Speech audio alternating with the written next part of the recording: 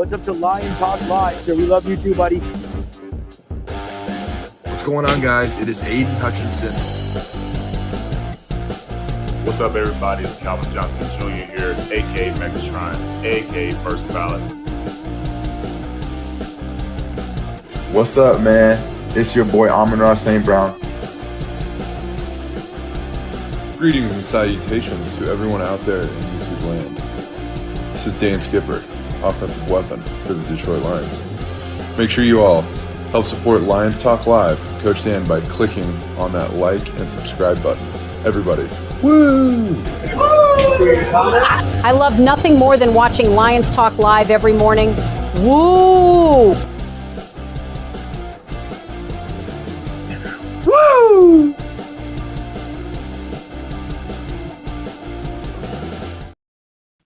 Well, greetings and salutations to everybody out there in YouTube land. I am your host, once again, Dan Thornton. Hey, I want to thank you all for waking up in the morning. Join us here on Lions Talk Live. You know what? I think we've got some great news coming out of the Detroit Lions as of yesterday.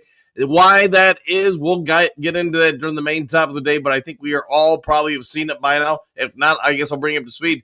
Kerby Joseph was spotted running and aggressively running with training staff yesterday. He posted some video on his social media.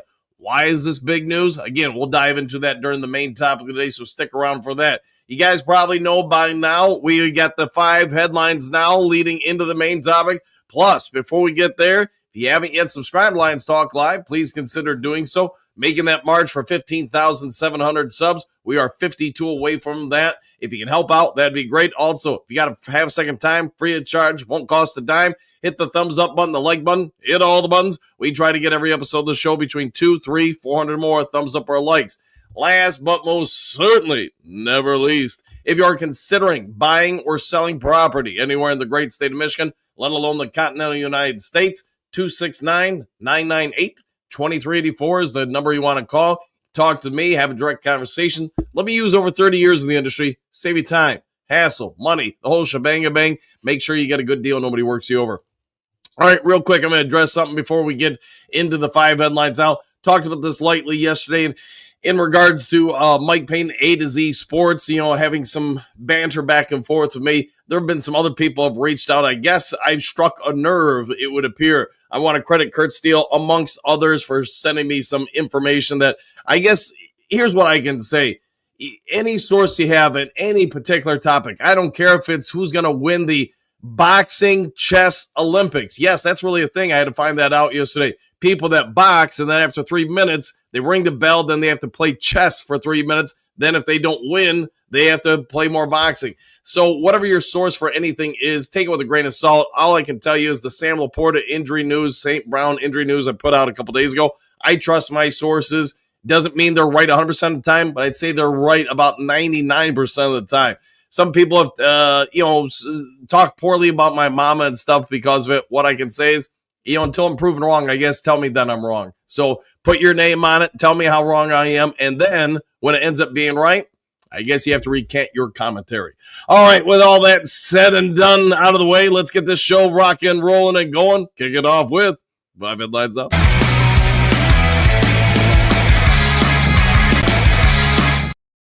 When I get this cold about once a year, I feel like my voice really kind of goes up to another level. I can really unleash my Batman voice on the show. All right, here we go. 5 headlines now. No, Lions rookie Tate Ratledge didn't really ask for a Thanksgiving off. A to Z Sports by Mike Payton. So you guys may have seen this. Again, take your information, whatever you're digesting throughout the day on any topic with a grain of salt. Apparently, Ratledge, the rookie right guard for the Detroit Lions, had been going through a lot of, questionable phone calls, people jumping on him on social media, coming after him, throwing stones, yada, yada, you get it? Because there was a story that came out from a news entity called The Onion saying he requested that he have Thanksgiving off, that he didn't have to play on it. We probably all get where this story's going. No, he really didn't request that, but you know what? Somebody put it out there, and The Onion, if you've never seen it before, they do have a readership. They do provide a lot of sarcasm, in media, and if you know that going in, then you're probably just laughing, saying, it's a good one. The problem is most people don't know that about the Onion. They don't know what it is. And the fact that it was online, then starting to get spread all over line, then it just caused a lot of problems for not only him, but the organization and just all involved with it. Justin Rogers, as you now see on the screen, came out and helped educate people that this was a joke or satire, as he words it. It was just meant as fun by the Onion. The problem is the Onion doesn't understand sports readership is vastly different than news and entertainment readership. People take a certain type of expectation into the articles they read, that if it's put out there, it's legitimate, it's not satire, it's not a joke. And unfortunately, sounds like Tate Ratledge was kind of put through the mud for about a 24-hour window. Sounds like he did handle it like a champ, didn't let it overly affect him, but for about 24 hours, the Lions front office, their PR department, I don't know, the guy taking tickets at the stands, everybody got slammed with this, people calling for Ratledge's head, should be cut from the team, should be traded, this, that, and the other thing, and now all those people probably want to, chew on an onion at this point because it was all false. There's no legitimacy to it. So, hey, now you know if you didn't know about this particular story. All right, next one. Lions make Aiden Hutchinson announcement amidst NFL season. Headline Sports, Max Esparro with this one. I think we all agree. The Lions probably got the draft pick right with Aiden Hutchinson. If there were actually some that thought maybe they shouldn't draft him, maybe they should take somebody else. There was a period of time where people thought, man, the Jacksonville Jaguars had the right pick, number 1 overall. You can have your opinion. I'm not here to tell you what it is. But since quarterback hits began being officially tracked in 2006, only 2 NFL players have lodged at least 15 quarterback hits, 7.5 sacks, and 7 tackles for loss in each of their first 4 career seasons. Guess who those 2 people are? Well, Aiden Hutchinson's one of them. Micah Parsons is the other one. So if you were to trade Aiden Hutchinson right now, how many first-round picks could you get? And no, I don't think the Lions are ever going to trade him, but it's nice to know that the Lions really did hit a home run with that number 2 overall pick. Hutch has been a monster, and you think what last year might have been if he didn't have the leg injury, how it could have impacted his stats, impacted the season. One will never know at this point. We get it.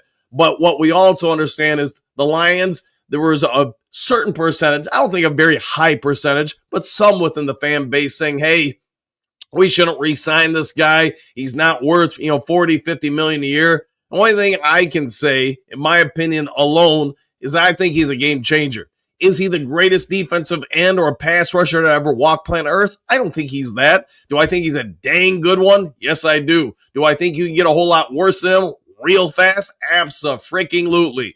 What we can all agree on is he does get to the quarterback. He shuts down the run. He defends the pass. I mean, he does everything very, very well. Is he absolutely elite at everything? No. Is he elite at a few things? Yes. And I think that's the beauty of Aiden Hutchinson. He's just out there doing what he does. He has fun doing it. And you know what? The guy makes plays. He makes a whole lot of plays. And apparently, since 2006, since all these metrics, and yes, you can imagine being the guy with the dry erase pen and everything else and a pad of paper, having to keep all these stats and figure out where they line up. At any rate, Aiden Hutchinson has done something in 19 years. Only one other person that's ever walked the planet since these stats have been kept has ever done before, and that really says something. All right, next to the 5 glorious headlines now. Lions, quote, dancing bear. Nose tackle enjoys playing defensive end. Detroit Lions on SI by John Macron. Earlier in the season, maybe it was the preseason, I'm not 100% sure, people thought I was a mad scientist, said I was crazy, said I was off the walls, said I, clickbait this, clickbait that. Hey, the only thing I can say is if you throw a dart at the board enough, you hit something every once in a while. Apparently, one of these times I got something right. I was speculating, and I want to say I was speculating with the Duke crew, and you guys had some thoughts on it as well, that the Lions were inevitably going to, for some plays, move Aleem the Dream McNeil out to edge this season. It made sense, at least to me. It didn't have to everybody, but what I can say is it's come to pass. He has started playing defensive end. We saw it against the Philadelphia Eagles. We saw it a little bit against the Commanders. I just think for the Lions, a team that seems to want to play more wheat, they want to play more lacy, Davenport to a certain degree falls into that line of thinking, but they want bigger ends opposite Hutch. They really want to shut down the run. They want to make you as one-dimensional on offense as they possibly can. What's happened because of that? We saw a massive snap count in Tyreek the Freak Williams last week against Philadelphia. I want to say he got like 40 snaps, or somewhere right around there. And then, yes, to get the dancing bear back on the field, to get Aleem the Dream McNeil on the field, you had to put him somewhere. They put him at that end spot opposite Aiden Hutchinson. They even rotated him and Hutch at times. I really enjoy watching the schematics of any coaching match. I don't care if it's baseball, soccer, you guys get it, any sport. I love watching coaches figure out the chess pieces on the field. How do you get your best players out there all the time, regardless of the position? And I thought, really, Kelvin Sheppard all season, I could just sit back, drink Mountain Dews, eat hot dogs all day, and schematically watch what he does. He does a lot of brilliant thinking out there. What do I mean by this? Well, besides this particular headline, watch how he manipulates the linebackers. Are they linebackers? Are they safeties? Are they defensive ends? Are they blitzing or are they not? Pay attention to the secondary, how he overly shifts to one side. At times, he doesn't do it all the time, trying to bait a quarterback and saying, all right, I'm going to drop this cornerback, 7-8 yards off the line of scrimmage. Well, on the other side of the field, I'm going to shift the safeties over. I'm going to move the cornerback up on that side and try to goat you into throwing to that side of the field. Why is he doing it? Well, watch one of those linebackers who's now quickly sprinting out into that passing lane. I mean, it's just lots of little nuances that probably you could do a 2-hour episode breaking down Shep's defenses. I think he's got some real Scooby-Dooing going on up in that head. I think he is as outside the box thinking as really the Lions have seen as a defensive coordinator in a long time. And I'm not going to try to go on this all day long, but you guys get it. I love watching him do it. I love trying to anticipate some of his moves. And, having the dancing bear, Aleem the Dream McNeil, play defensive end, and it's going up 2 weeks in a row. I won't be surprised if in the next 3 games you see more of that. In my opinion, you could see where Aleem was getting more comfortable doing it. It's a big change from playing interior to exterior on the line, and I think Aleem, he starts getting the mechanics down more. He could be the closest thing the Lions have ever had to a Robert Porcher or Reggie White in really my lifetime. Since Robert Porcher, I should say. All right, speaking some outside-the-box thinking, Miles Frazier, Lions coach Dan Campbell updates the rookie offensive line status. Story by Jeff Risden, Lions Wire. Campbell didn't say a ton about it, but, everybody's going to break down what he has to say. When you have a massive human being who can outrun most offensive linemen or maybe even some defensive linemen on planet Earth, who's powerful, who's nasty, and yes, apparently as soon as he walks out the field is just as kumbaya as he could be, doesn't want to harm anybody, let alone a fly. But when he's on that field, he's a monster.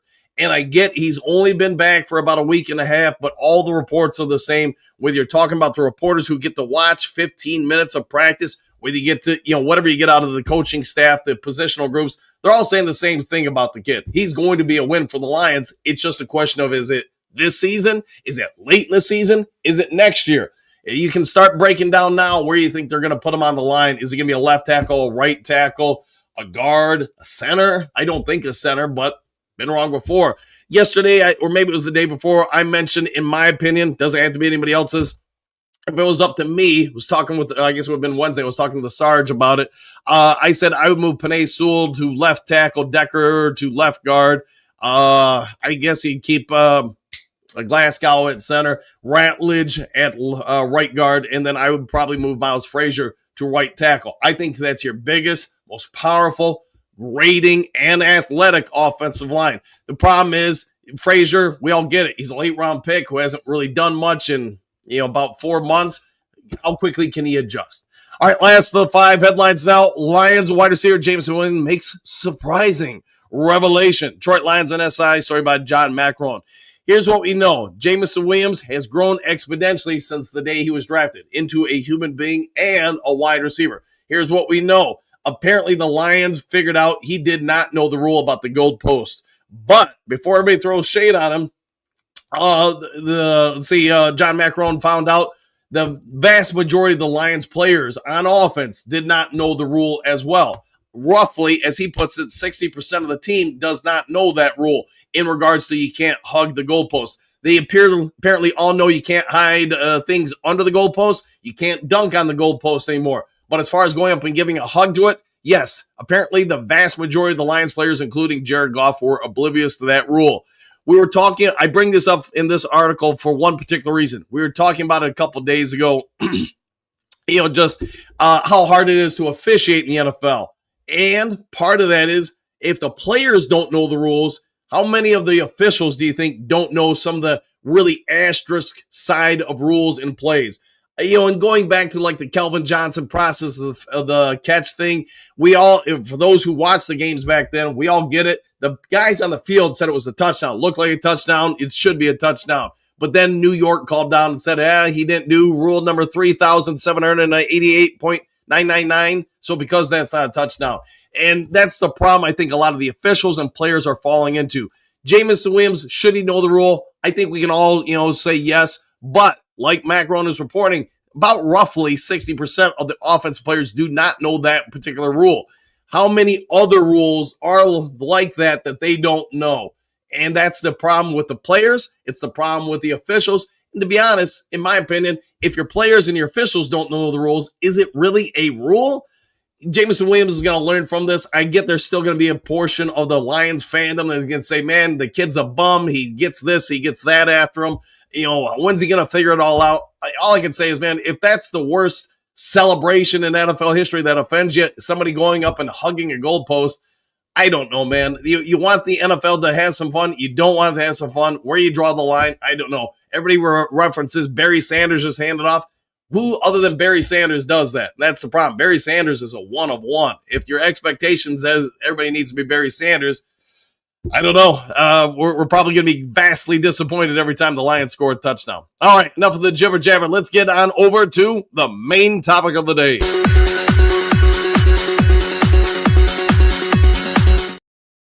All right, main topic of the day. Kerby Joseph apparently is pretty close to being back. Now, I put it in the thumbnail. Hey, this is big news for Lions. Why does that video change everything? That's probably going to be the first thing everybody's going to say. Him out there running, doing sprints and everything.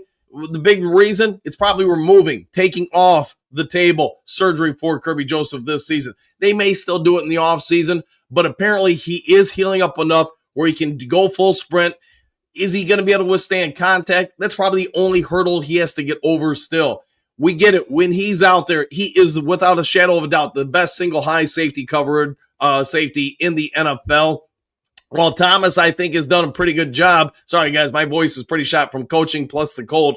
I think he's done a great job, Thomas, but is he Kerby Joseph? I think we could all, come to our own conclusions and say Kerby Joseph is going to be better when healthy.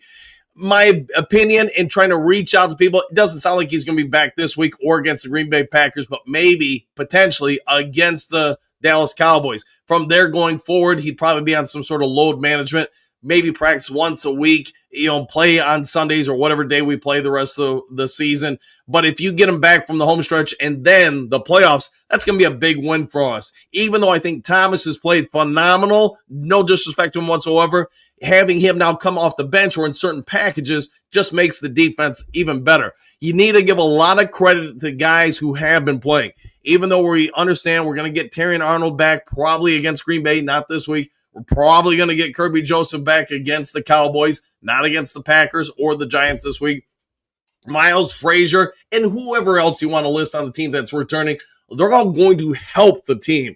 And I don't want to take away from anything any other athlete has achieved in their stead, but Kerby Joseph is going to make an impact. The fear about him having to go under the knife to correct or help alleviate some of the inflammation with that PCL, I'm just saying, thankfully for him, the team, and all involved, that seems to be off the table now. So if he does come back, what are your expectations for him? How much better does this defense get, or does it decline? I guess it's possible some of you could think it actually gets worse. And if you do, just let me know your thoughts in the comments section. But getting Kerby back, getting Davenport back, which could be this week, Pascal back, Terrion Arnold back, and, there's so many other guys, Rodrigo coming back. How much better does this Lions team get going into these final 7 games or 6 games, whenever they do get back? Let me know your thoughts. I think the Lions are making the playoffs. I think I'm not as sold on them making or winning the NFC North, but I would say they've got like an 80% chance to win the North.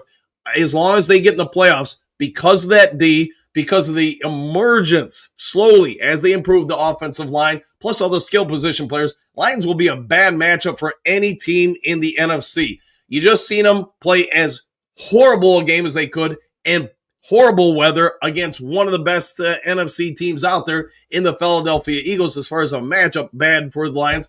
And the Lions did everything they could to lose that game, and they were still in the game. Now imagine them going up against, let's say they have to go on the road to Tampa Bay. I think we all feel pretty comfortable they can win that. What if they have to go on the road to, I don't know, Chicago? I think we could win that, even though the weather probably won't be ideal that time of year. But I think you guys understand what I'm saying. With Kirby Joseph coming back, everybody else coming back, this Lions team is not anything anybody in the NFL is going to say, circle that on the playoffs. That's a win there. They're probably circling and say, how do we lose or manipulate our schedule going down the stretch to make sure we don't play them? Let that sink in for some of you that are long-suffering Lions fans. The Lions make the playoffs. Everybody's probably going to be circling their schedule and saying, what can we do to avoid playing them? Because the Lions have one of the best offenses and defenses in the league. Yes, the offense has struggled a little bit for a multitude of reasons, but I think every week that goes by, the offensive line is getting better. Is it getting great? No, it's not going to be last year's or the years before's. But I do think, in my view, it is getting better. One last thing I'm going to throw out before I get to the comment section. I get stats are there for a reason in any sport. I understand. I didn't want to do a video on this. Some of you guys sent me something over a journalist and a couple of YouTubers ran with about Christian Mahogany, saying something like he was, I don't have it in front of me, so I don't exactly remember it, saying he was like number 27th in the league out of 32 guards. While that is true overall, look at his blocking rates when he's in man-to-man, where the offensive line is in man-to-man blocking schemes. He's in the top 16. Now, 16 is still middle of the pack, but also think about this. There are 2 guards on every NFL offensive line. If you're number 16, you're doing pretty dang good. Mahogany, is he going to be back this year? I don't know. I think if he is, he's back late December. Will he make the offensive line better? When he gets back, he's going to need some time to get back up to speed. But in my opinion, doesn't have to be anybody else's. Number 16, and that's what I've been saying for about a month now on this show. I think the Lions offensive line is vastly better when they're in man blocking schemes than when they do zone. Green Bay, I'll use this case study. They were like 90% zone blocking schemes when they were running plays, and they just had all sorts of miscommunication errors. Now, a lot of that stuff could get cleaned up with experience over the year. But even last week, the couple times they ran zone, I thought they got obliterated. When they ran man, they did much better. Doesn't mean they didn't lose out on a lot of stuff, but they were noticeably, in my opinion, better than they were asked to do zone blocking assignments.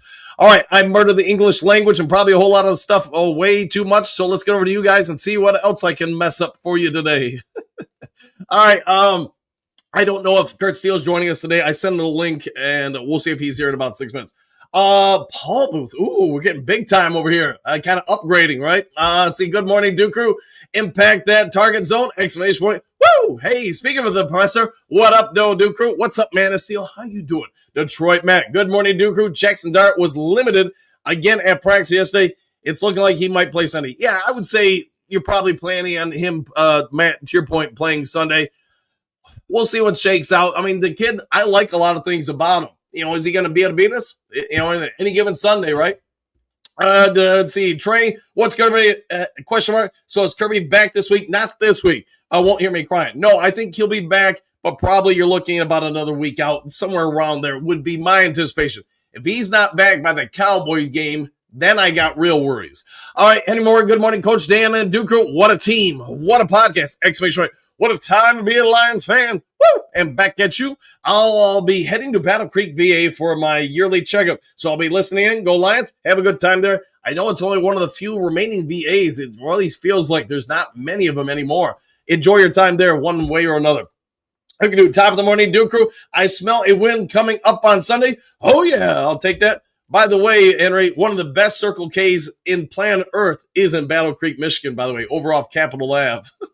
Every time I go to Battle Creek, I stop there. They got delicious hot dogs. It's a Miller Ward. Good morning, Duke Crew. Dart is playing for the Giants. Not sure that's a smart move by them. What are your thoughts on that? Somebody had told me, although I don't know this for my own research, that he's already had like 2 concussions or 3 concussions this year. If that's accurate, and I'm the Giants, I'm being real dang cautious with a kid. You do not want to flame him out in his rookie year. The brain is unlike the spine or the back, the knee, anything else. when it starts taking punishment, it ain't coming back. So if it's me, I'd be uberly cautious for him for several months in a row, but they're not asking me. Just Lattimore, Coach, I thought about your idea of moving Decker to guard, and honestly, I would prefer that. And everybody can have a different opinion with it. My opinion is his mobility looks like that's what's really kind of taking a step back. I think his hand placements, his upper body strength, all those metrics with Taylor Decker are still very good. But his mobility, you see more and more of the speed rushers getting around him, the bend starting to affect him. It'd be easier for him to negate those weaknesses, if I'm correct at least, by moving him to guard, Sewell outside to the left tackle. And I don't know if you'd rather have Skipper or Frazier or somebody else play the right tackle, but I think from a schematic standpoint, since Goff's right-handed, it'd be easier to chip block, help block, etc., if you needed to on that side than it is the other side. So I can only say that's what I would do, Jess. Hookadoo, Henry, grip morning, and grip morning to you both. Drake, the defense is playing outstanding this season. Feels like this could be one of the better Ds we've ever had. I would agree with that fully, man. The D has been phenomenal this year. Henry Moore, grit back at you, Hookadoo, and always good to have some grit in the morning. Miles Meyer, greetings, salutations, and thank God it's Friday. It is Friday. It's going to be a great Friday at that. Miles Marker running late, so just listening. Hey, get that workout in while you're running. Hookadoo, Miles Marker from the Great White North, Grit Morning. There you go. Lions Talk Live fan. Time to draft a quarterback. I do wonder if maybe they'll start looking at that. I don't know their faith or confidence level in Allen. Maybe you keep him around another year. But to your point, LTL fan, I do think that it's an inevitable thing. Just where are you going to draft him? Probably not the first or second or third round, but I could see definitely in the later rounds, taking somebody, a Mike McMahon type, if you guys remember him, somebody who's all sorts of abilities, but needs time to groom and develop. You do that, I think they'd be doing the right move. Drake, we need to defend the den for 3 weeks straight. I like the way you're thinking. Paul Booth, man, I'm going to take a while to get used to that one, Paul. It ain't white yet, Hookadoo. I can't wait for that stuff. All right, Dave, final early game of the season for us this week. It could be. Yeah, I don't know if they've officially posted a time on the Chicago Bears game to end the regular season. I do think that one, irregardless, if it's going to be for a playoff spot or the NFC North, that's going to get flexed to a primetime game. Mary Smith, Queen Mary herself. Good morning, Duke Crew. Happy Friday. Countdown begins. Let's make a good one. Let's make that good indeed. Dale Alexander, good morning, everyone. We are getting healthy for the final run. Let's run the table. We are the deepest team overall in the NFL. I agree with that. And it's time, and this is the time it should start to show. I like the way you're thinking. Okay, why does everyone want to blame Goff? The offensive line has a lot to do with this. Exclamation point. Give the man time to throw. Throw the freaking ball. Sorry, I had to reword that. But to your point, I get it. The line isn't been great. Goff hasn't been great. To me, there's a direct correlation why that is. And it sounds like you're on the same page.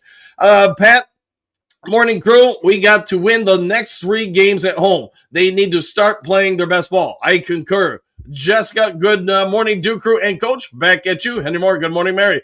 Henry, morning, Jessica. 5 fingers ready. How is Kirby doing? Healthy yet? He's getting there. I think he's getting pretty close, my opinion. Kurt Steele, good morning, everyone. Back at you. Jerome Davis, make no mistake, this Sunday game is not a get-right game. To me, really, these next 3 home games are all must-win games. You can't lose any of them, my humble opinion. All right, guys, it's about that time to bring forth the greatest guy from bossing up and balling out on the microphone. You know him. You love him. He's got an S on his chest. Maybe even has a cape. I don't know. We'll have to find out. Let's go bring on Professor Superman himself, Kurt Steele.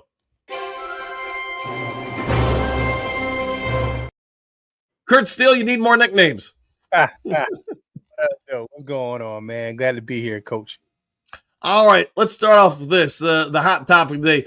Where are you with the Kirby Joseph return? We've seen the video that emerged yesterday. All sorts of people put it out there. How close do you think he is to being back on the field? I think we're going to see him Thanksgiving Day. Okay. I'll take that, man. Thanksgiving Day. Yeah, I believe like these next 2 games, yeah, I think the Lions can definitely win it without him. But I think that like they're going to need him down that final stretch of the season. You look at the other guys that are going to come back here as well. I think that Thanksgiving is going to be the one of the starting points. I think the Lions are going to be probably the healthiest at that Rams game. The Rams game is probably going to be the target for like most of everyone to be back.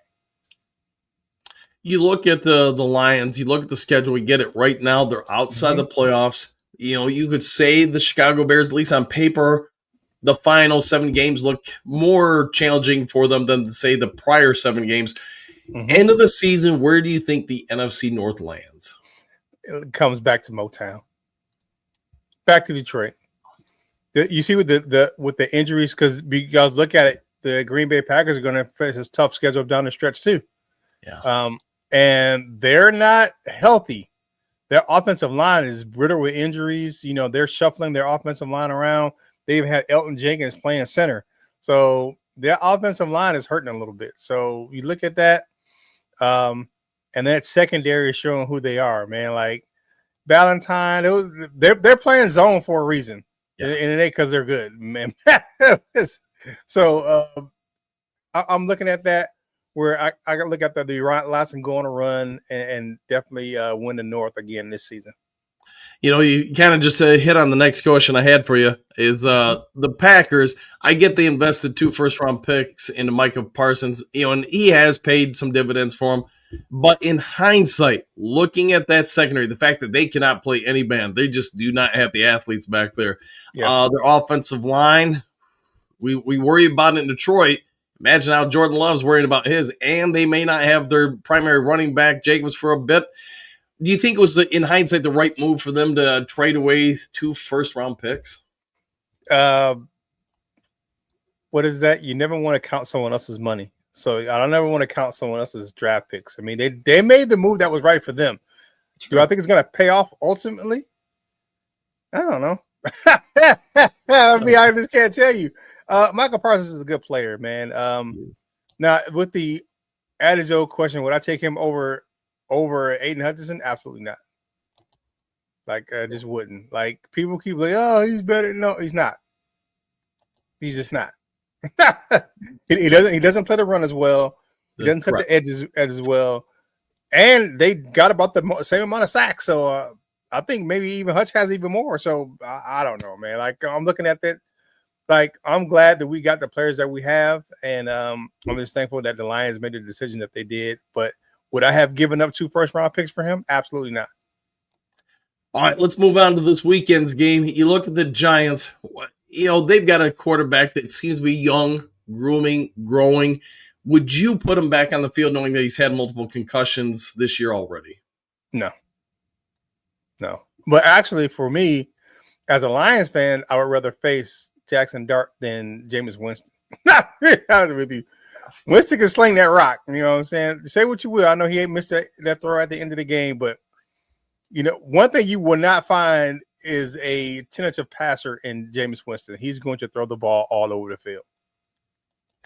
I would enjoy, I guess the polite way to put it would be, I would enjoy coaching Jameis Williams because he's not afraid of making a throw. The problem is, you know, sometimes he just doesn't make the right read, and I guess there lies the problem, and he turns the ball over. But moving on from that, there are some fans that think that Jared Goff needs to be replaced. You've heard it. I've heard it for about a week now. Where do you land on the Jared Goff, you know, it needs to get out of here debate? That's where I'm at right there. That's where I'm at. Nope, absolutely not. You know, so and thanks to Lauren Vander Esch, he gave me this jersey. So thanks to Lauren Vander Esch and the Duke crew member. But man, Jared Goff, man, he had a bad. I mean, like, people act like they don't have a bad day at the office. People act like they don't have a bad day at work. People act like they don't have a bad day at school. People act like they never had a bad day in their life. Like Jared Goff, for all of his, you have a bad game here and there.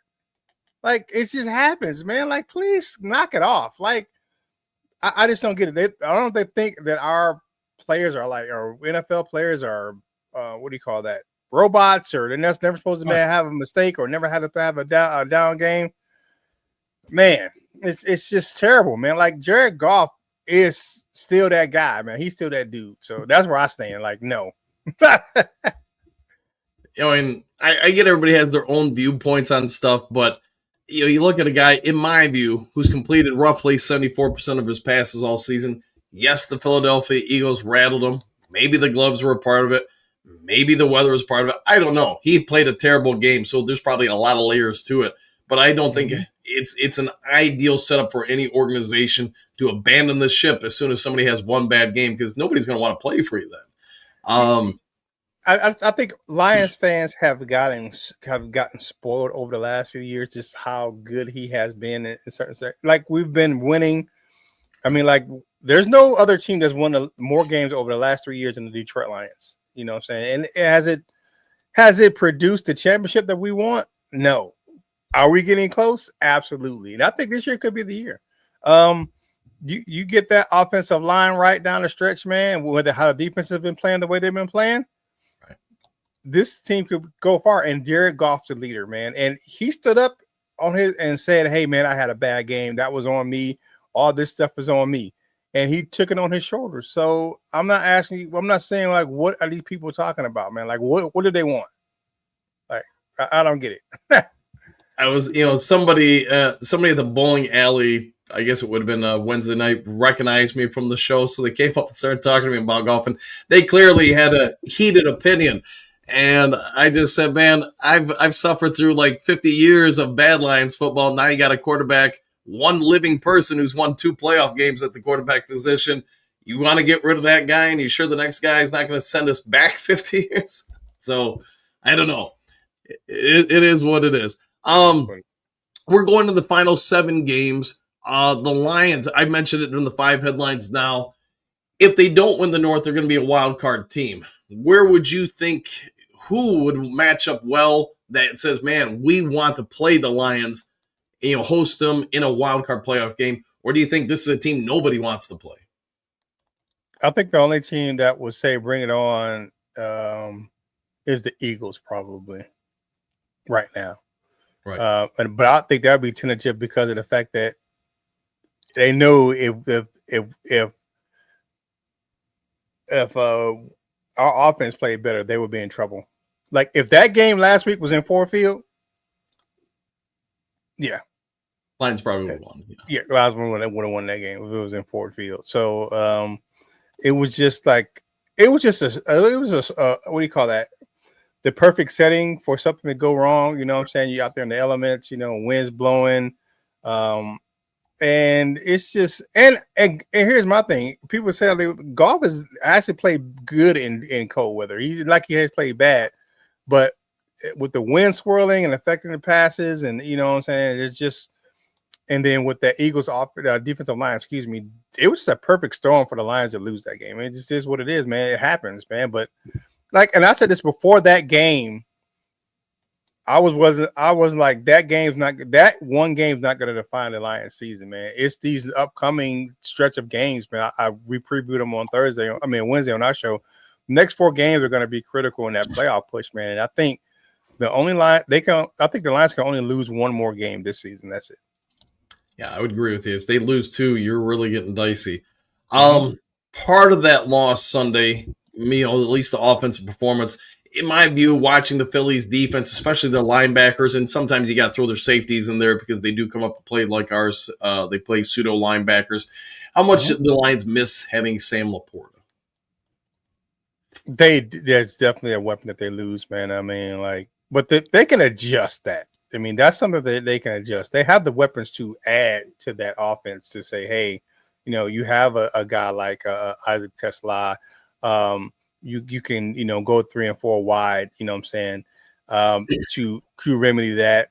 It's you just have to put the people in the positions to play the best ball and get the right matchup. So they just got to figure out the guys they have and put them in the right position. It's going to take a game or 2 to adjust to not having Laporta before he comes back. So that was the adjustment game. Now you can put the guys in.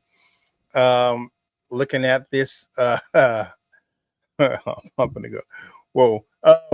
Looking at this, offense, man, you can get you can factor Tesla in the game because you gotta look at Brock Wright's a serviceable tight end. He's good, man.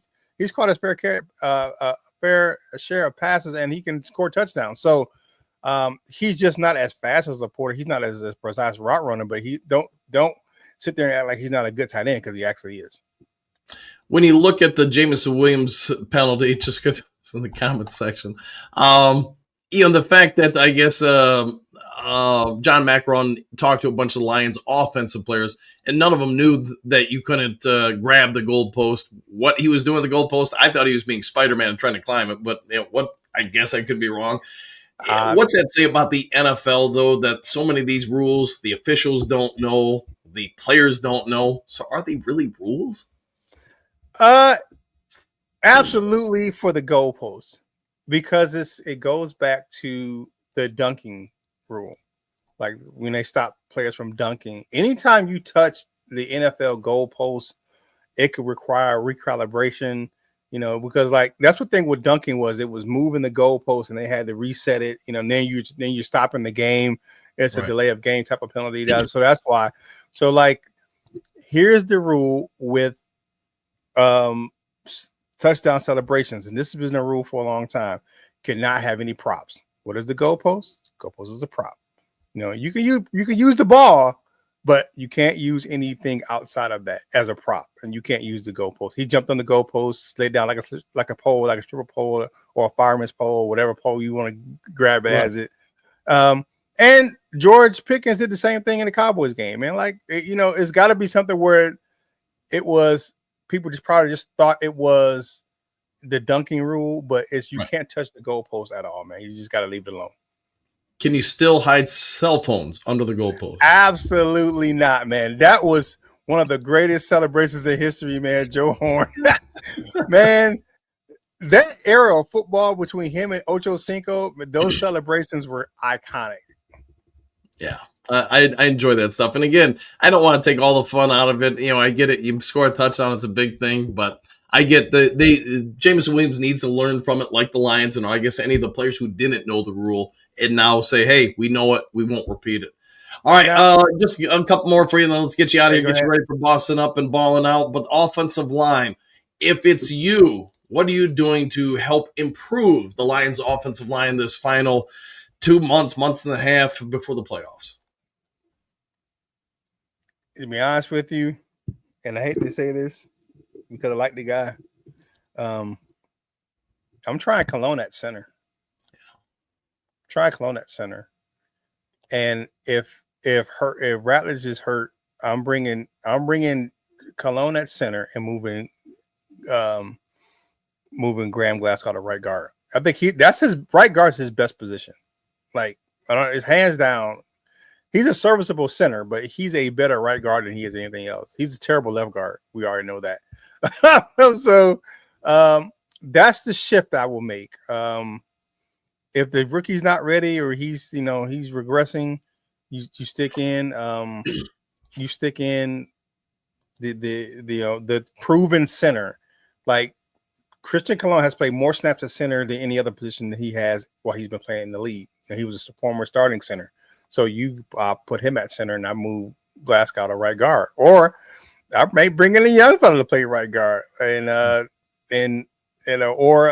left guard, and that's the young fella coming back off of injury, Miles Frazier.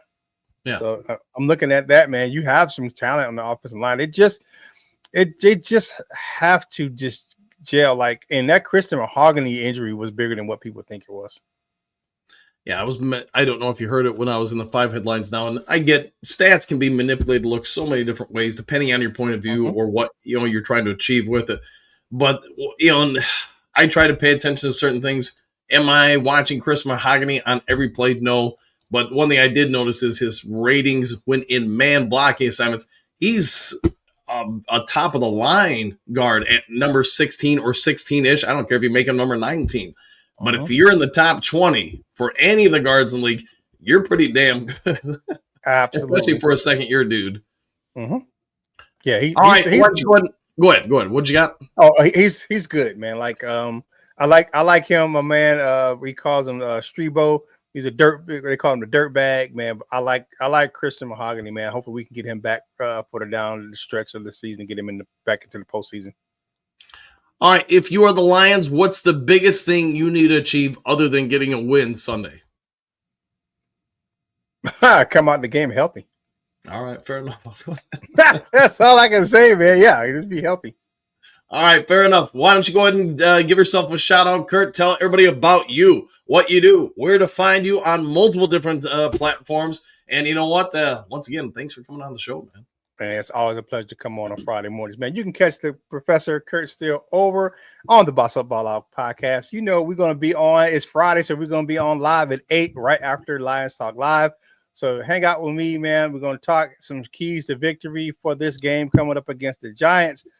You can catch us Monday, Wednesdays for our recorded shows and Fridays. And then, of course, Saturday, tomorrow morning, you catch us for our pregame shows recorded. So come, hang out, have a good time. Talk Lions football, man, and we're gonna have some fun.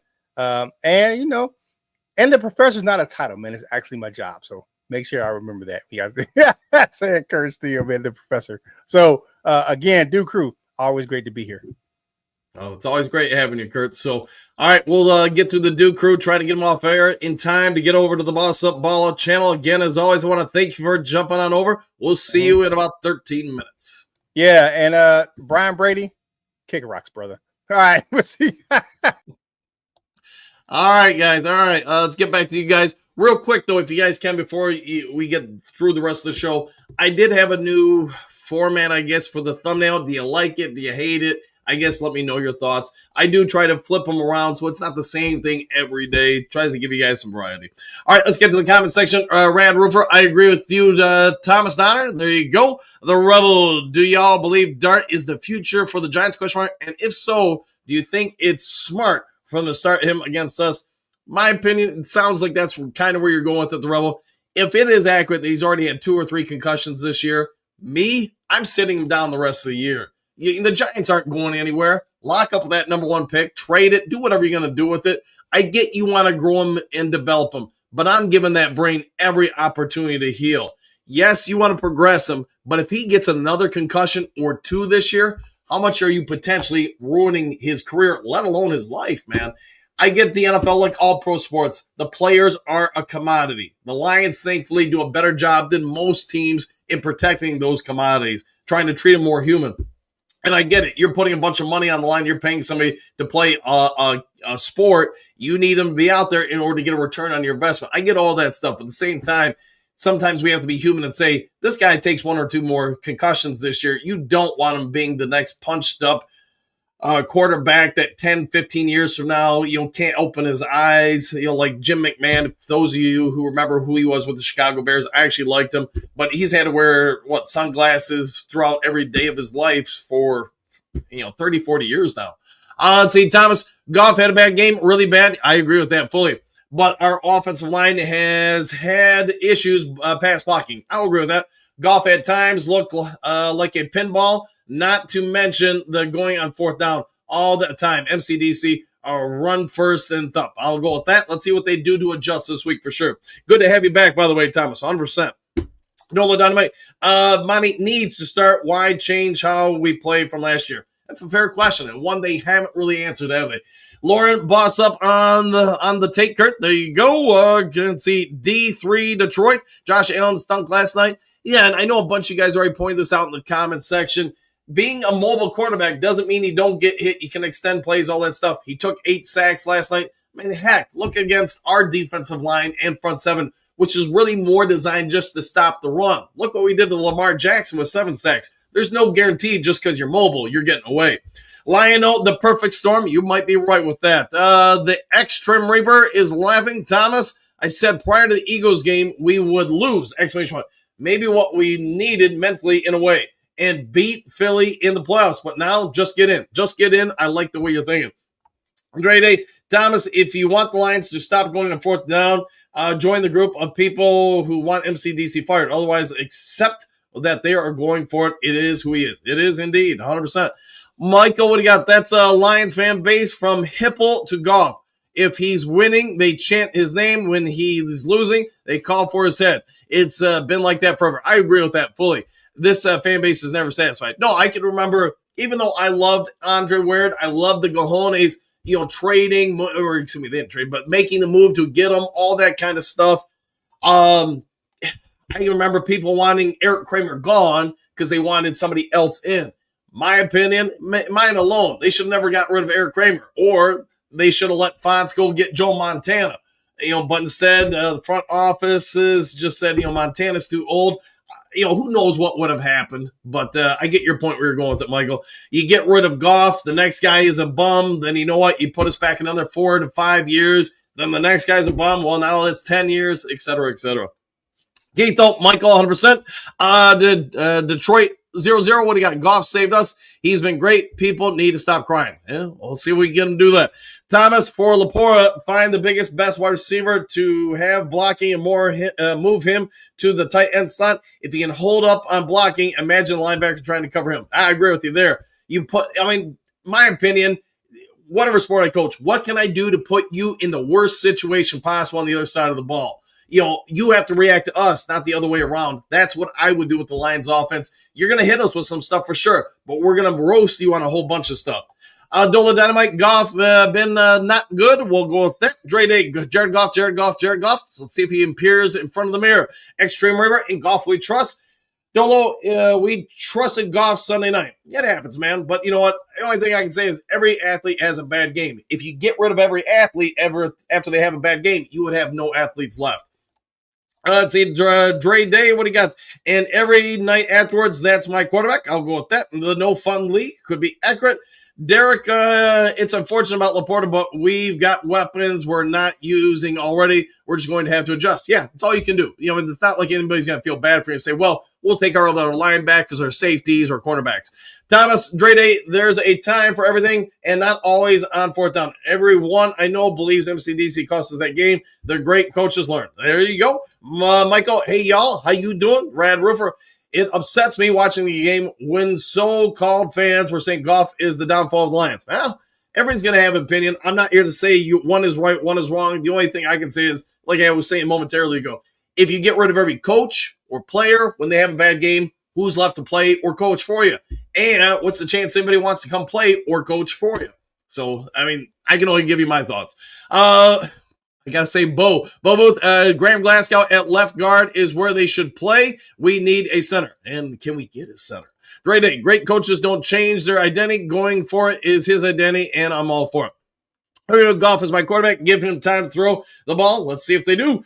Derek Lewis, Glasgow was a bust at left guard. Lionel, Kurt Steele finally pronounces it right as Colleen. All right. I don't know, man. I murder everybody's name. So last thing I'm ever going to do is get on somebody about how they pronounce anything or spell anything. Mr. Morale, didn't Gibbs dance on the goalpost? I don't know. Maybe I'm not thinking of it.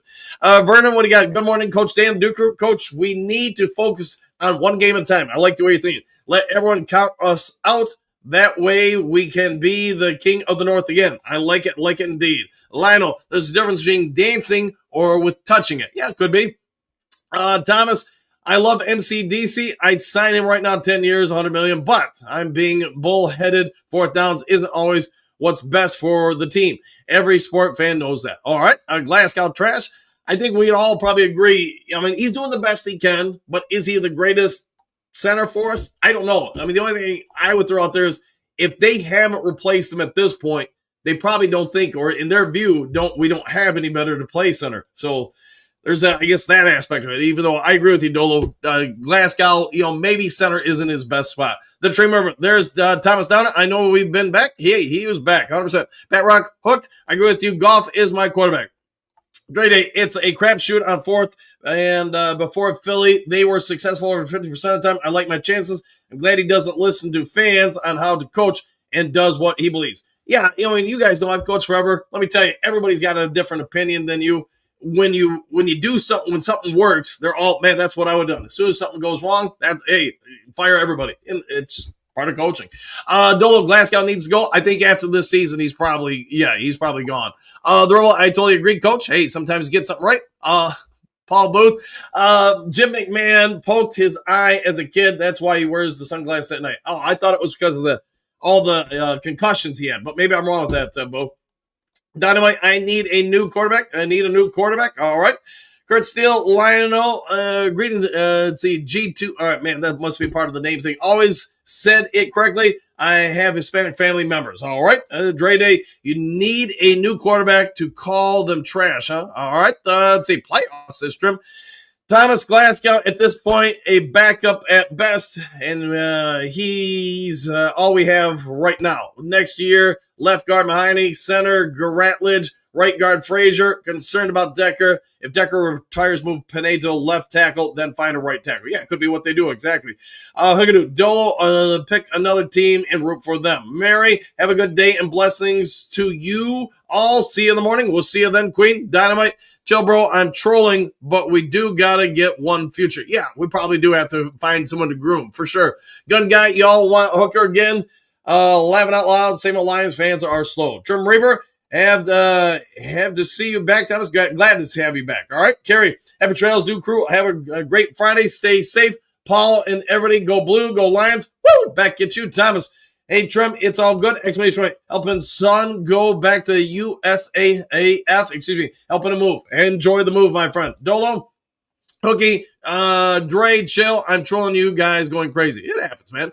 Trim Reaver, have a great day, Coach and Dan and Duke crew. Exclamation point. Woo! Jay, a loss is a loss, and hopefully they learn from it. I like the way you're thinking. Dre Day, mine was a joke, Dolo. I understand. Rad Roofer, they have a center. All good, says Dolo. Hugadu, sorry, Dolo just upsets me when people want to blame golf. It happens, man. Dolo, Dre Day does need to move his feet. Golf does need to move his feet. Kind of wants someone out this draft. We'll see if they get one. Troy, we can't afford to trade Golf. The ghost of Lane would come back. Ooh, wouldn't that be something? Another 50 years, 60 years, whatever it is.